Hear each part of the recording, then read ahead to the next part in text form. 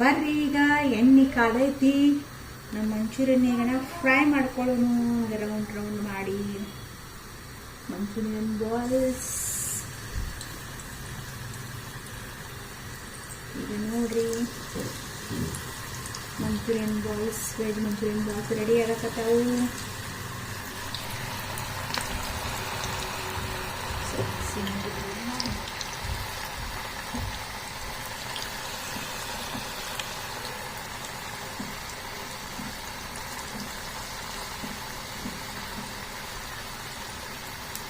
ಸ್ವಲ್ಪ ಉಪ್ಪನ್ನು ನೋಡ್ಕೊಂಡು ಹಾಕೋರಿ, ಯಾಕಂದ್ರೆ ಕಾಲಿಫ್ಲವರ್ ಇದು ಆ್ಯಕ್ಚುಲಿ ಕ್ಯಾಬೇಜ್ ಸ್ವಲ್ಪ ಸಾಲ್ಟಿ ಇರ್ತೈತಿ.